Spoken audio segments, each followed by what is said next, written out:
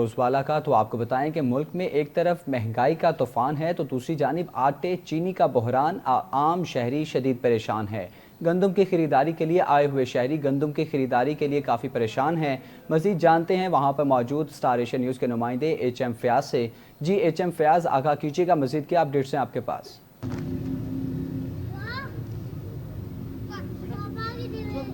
جی بالکل، اس وقت میں موجود ہوں Lahore Gujranwala G T road Shahdara کے قریب، جہاں پہ گندم کی خریداری کا مرکز ہے اور عوام جو ہے وہ اس وقت گندم کی خریداری میں مصروف ہے۔ ہم ان سے جانیں گے اپنے شہریوں سے کہ آخر یہ کیا وجہ ہے کہ جو گندم کی قیمتیں اوپر جا رہی ہے اور آٹے کا بحران پیدا ہو چکا ہے۔ اس کے حوالے سے یہ اپنے شہری سے پوچھتے ہیں کیا مسئلہ ہے جی سر گل یہ ہے کہ پاکستان دے ادارے ہی کھا رہے ہیں۔ اگر یہ گندم اپنے ملک میں ہی رہے تو ان کا ریٹ کدی زیادہ نہ ہو سکے۔ زیادہ قیمت بیرون ملک بھیجتے ہیں، جس واسطے ملک میں قلت ہو جاتی ہے کنک کی، ان کا ریٹ جگہ زیادہ ہو جاتا ہے۔ پاکستان باہر ڈالراں روپیہ لا رہے ہیں، جی وجہ تو ضلع بندی کر رہے ہیں۔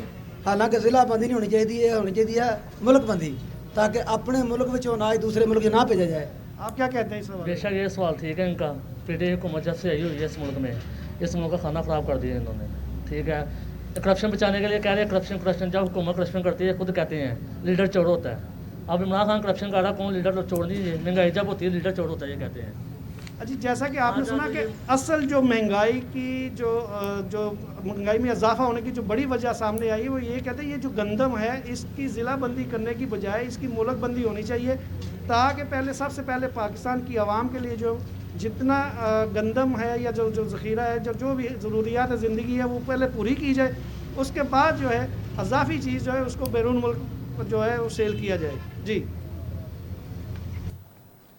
ایچ ایم فیاض، بے حد شکریہ، آپ ہمیں تفصیلات سے آگاہ کر رہے تھے۔ رخ کریں گے جیک بابا